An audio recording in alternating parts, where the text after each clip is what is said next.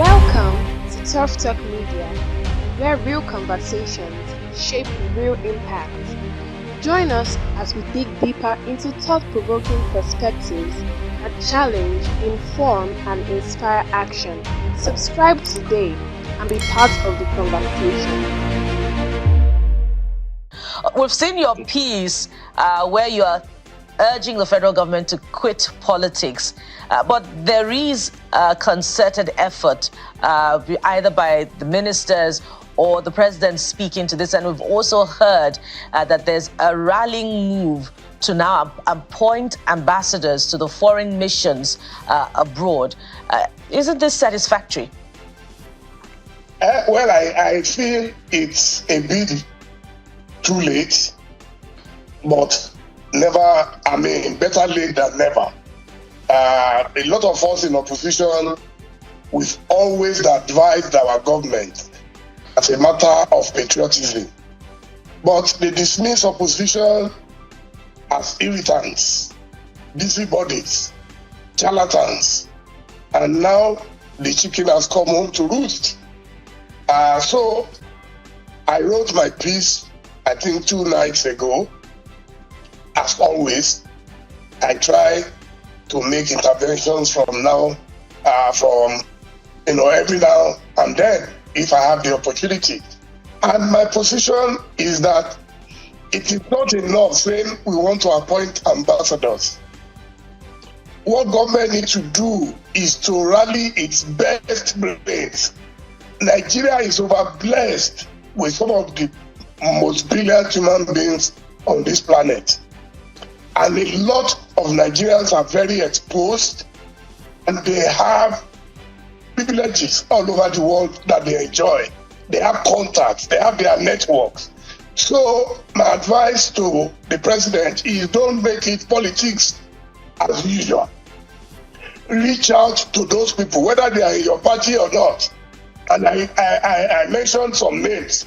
If you read my piece, which was not a partisan list, the people they should reach out to, men of timber and caliber. Because when you speak at the international level, when you speak, your message is not enough. Your message will resonate if the messenger is appropriate. A lot of the cronies that I see around the president are people who do not have that kind of credibility. Some of them will push themselves again at the president and, oh yes, we can go to Washington, we can go to London, we can go to Paris, we can go to Russia, we can go everywhere, and we'll be able to know. The president must go on out and deliver a team A for Nigeria. If he does not do that, we're wasting time.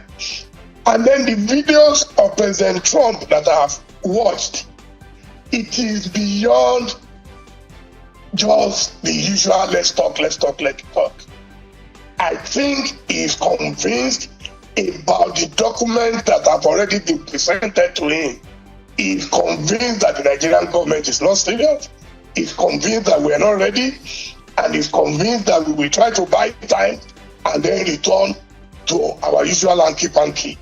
So that is why I wrote that thing. And I hope that the president will see it and see it in good faith and act on it. Well, Chief, some of the names you have mentioned, I was trying to take a look at that list to see if your name is there, but... I said it clearly that I'm not interested in anything. No, But Chief, you have the capacity. You have the capacity. You're a veteran journalist. I think you should be open to working with this current administration. No, people will get a wrong signal. Once I bring myself into it, I'm not interested, and I'm saying it with all emphasis. Okay, Chief. I am not interested. I do other things for my country behind the scenes, globally.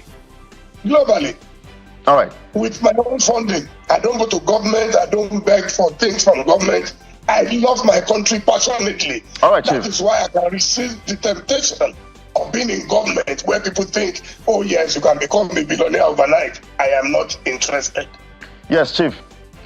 Let's take the words of former U.S. President John John F. Kennedy. He has been quoted as saying that never negotiate under pressure. And those words I always hold dear to my heart. I imagine that Mr. President would be under a lot of pressure. How do you advise that he gets to handle this pressure, especially the fact that he is faced by strong power blocks, the US on one hand, and there's China, who has sort of been funding some of our infrastructure projects in very recent times, Chief? That is why he needs female within. In the days of tribulations, you run to the elders of the house. I can tell you for free that number one on that list of people he must reach out to will be former President Olusegun Obasanjo, who after Nelson Mandela, I believe is the greatest African statesman.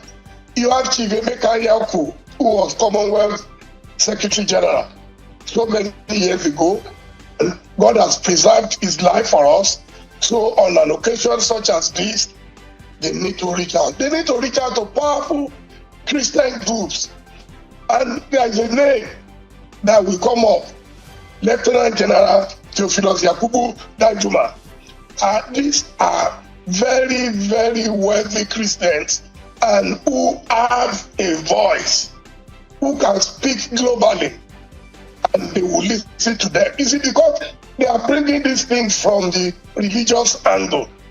Yes, it's very convenient for us to say, oh, Muslims are being killed, Christians are being killed, but most Nigerians be killed at all.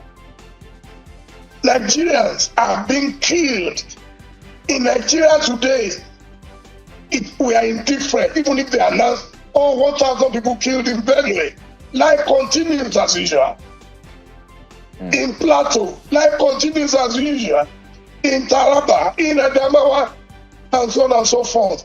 So the president needs to get people who have the capacity to speak and will be listened to, not all these political jobbers. That's why I say the president is very good at politicking. He can get all governors in Nigeria today to join the APC. But we have passed that stage now.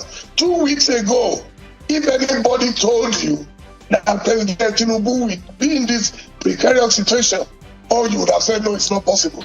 But I saw him speaking last night, and I must confess, I felt for him, because this is not the best of times to be the president of Nigeria.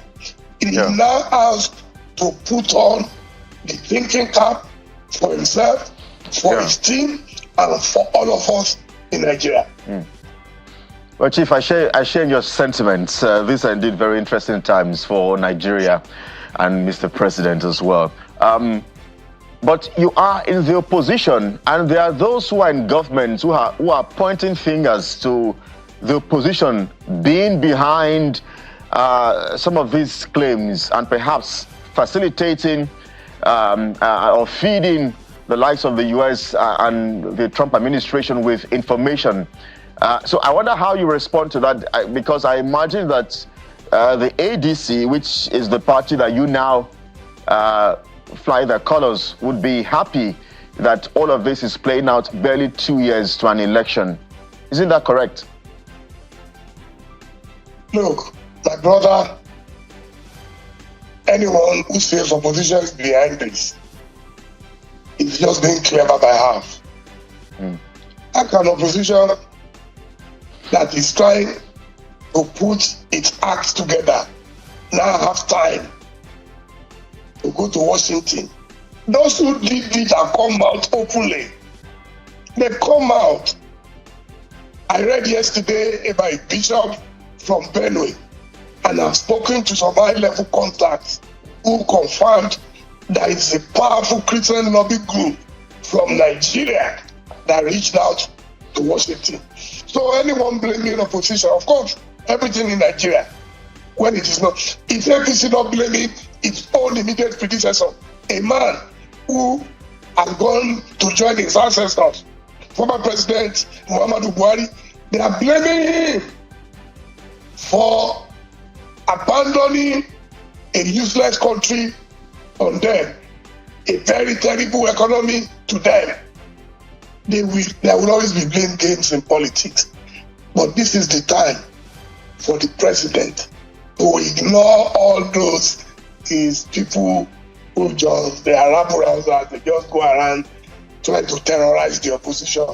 But now they are being terrorized from America. So that's the way of God.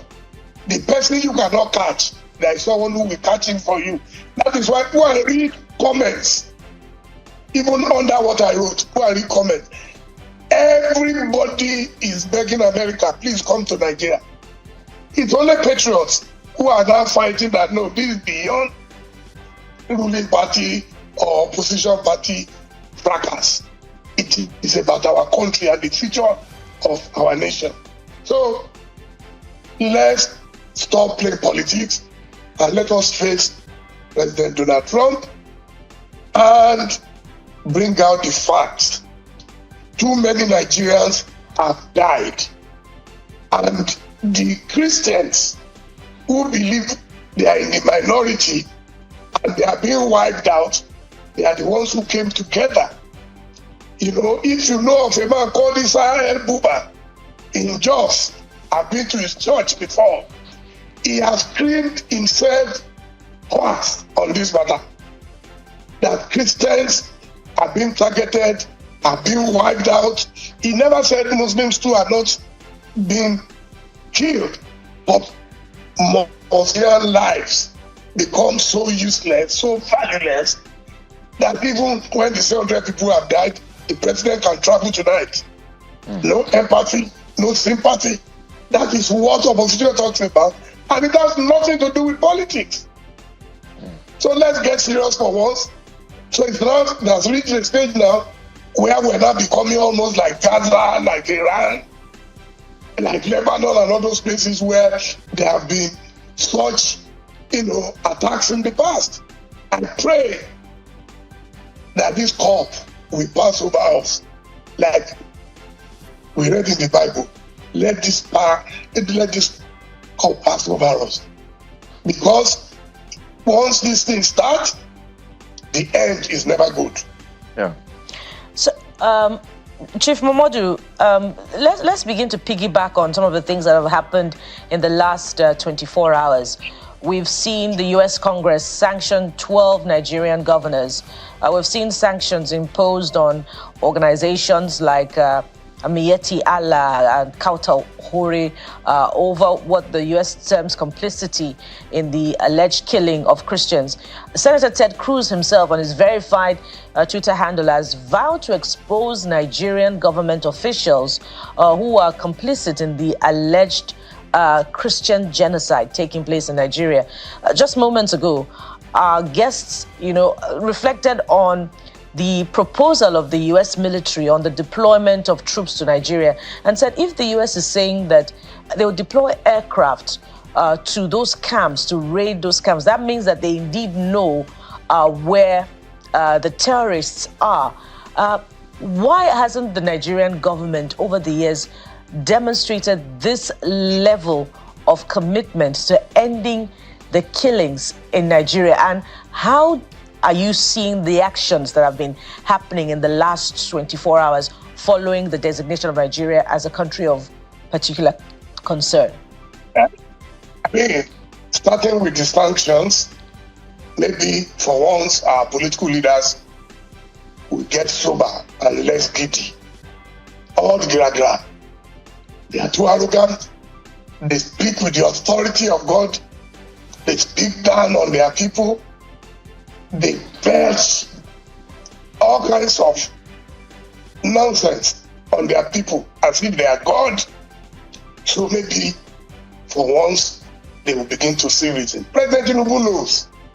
Look at the number of people who have died in Borno, the people who have died in Niger. I hear even Kwara, next door to Oyo State, is no longer safe. And yet nothing has happened. So they know where these people are. Did we not see some people, a video recently, of bandits with their guns on motorbikes going to attend a wedding somewhere. I don't know, maybe it was Katsina or wherever. I've never seen such embarrassment in my life. Bandits with AK-47 on motorbike, well dressed, and going to jollificate at a wedding. And they came in, enjoyed, and went back to where they came from. Nothing happened. So how do you blame the US for that? For me, the chicken has come home to roost. Time for blame game is over. Nigeria was handed over to President Tinubu intact, whether in perfect condition or in feverish condition. Nigeria was given to him by Buhari, a member of his own party, co-founder of his own party. And if they are still blaming APC, is blaming APC. And yet APC is saying everybody should come and join them. And people are joining them like Mumu. You know, then you should know that something's wrong with our country. And that is why go on the internet and go and read comments under President Trump's speeches. Nigerians are practically begging from every part of the world that Nigeria should be invaded. Why would Nigerians want their country invaded? Because they seem helpless and hopeless. Anytime I watch my friend, the governor of Plateau State, whenever Plateau is bereaved, I always feel like crying for him. Frustrated, hopeless, helpless. Yet they want all these people to come and join the party that has not been able to protect their property, that have not been able to protect their lives. That's why my message to the president, let us stop this politicking. There is life outside power. There will be life after 2027, whether you win or you don't win. We fought for democracy. People died for this democracy. So let the president remember that and lead Nigeria as a democratic nation. Do not allow Nigeria to become Somalia or Southern Sudan or any of those places. That's my advice. God has given you what Chief Abiola could not get. What MK Abiola could not get. Abiola won election, yet he did not become president. So what is all this madness of second time everywhere? No governor wants to do water. No president wants to do water. President Jimmy Carter was one of the best American presidents. He had only one time. Even the almighty Donald Trump today was fed packing in 2020. Now he's back. President John Dramani Mahama in Ghana was fed packing in 2016. After 8 years, he's back. So if you spend one term and Nigerians remember you for good, that is all that will profit you. That's my advice to you as a brother, that look, concentrate on deliverables to Nigerians. You made promises, but now you are short on deliverables. Stay informed, stay inspired, stay tuned to Tough Talk Media, where real conversations shape real impact. Don't forget to like, share, and subscribe for more thought-provoking discussions. Thanks for watching.